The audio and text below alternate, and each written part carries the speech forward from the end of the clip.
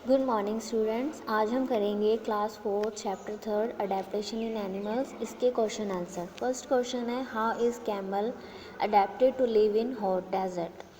अब कैमल के पास ऐसी कौन सी अडेप्टेशंस होती हैं जिसकी वजह से वो हॉट डेजर्ट में सर्वाइव करता है। फर्स्ट है, it has broad padded feet to walk on sand.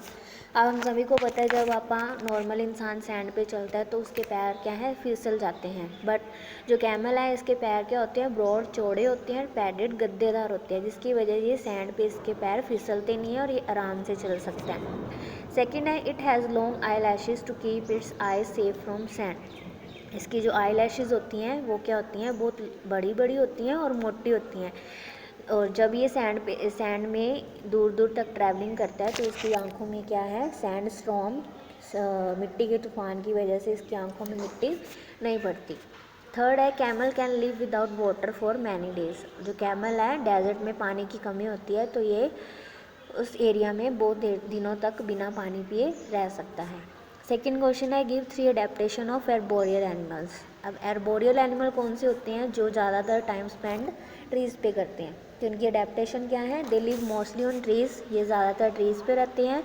They have strong arms and legs and claws that help them to climb on trees. इनकी जो आर्म्स होती हैं और लेग्स होती हैं वो बहुत स्ट्रॉन्ग होती हैं, ठीक है। और क्लॉज क्या होता है, पंजे, जिसकी वजह से ये क्लाइंब करते हैं, उछल कर चढ़ते हैं ट्रीज़ पे, तो वो बहुत स्ट्रॉन्ग होते हैं।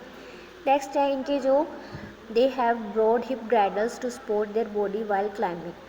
वृक्षों पर चढ़ते हुए जब इनकी बॉडी में क्या होते हैं, हिप ग्राइडल्स होते हैं जो इनकी बॉडी को सपोर्ट करते हैं। जो ये हिप ग्राइडल्स होते हैं ये बहुत ब्रॉड होते हैं, चौड़े होते हैं, जो जब ये क्लाइंब करते हैं तो ये क्या है, उसकी बॉडी को सपोर्ट करते हैं। What are aquatic animals, how do they breathe. Aquatic animals क्या होते हैं और ये कैसे सांस लेते हैं। Animals that live in water are called aquatic animals. जो पानी में जानवर रहते हैं उनको एक्वेटिक एनिमल्स बोलते हैं। दे ब्रीथ थ्रू गिल्स, ये अपने गिल्स के थ्रू क्या करते हैं, सांस लेते हैं। Mention the characteristics of herbivores. Herbivores क्या होते हैं, दे ईट प्लांट्स, ये प्लांट्स खाते हैं।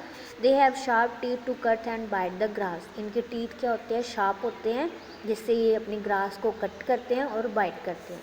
कार्निवोर्स, दे ईट फ्लैश।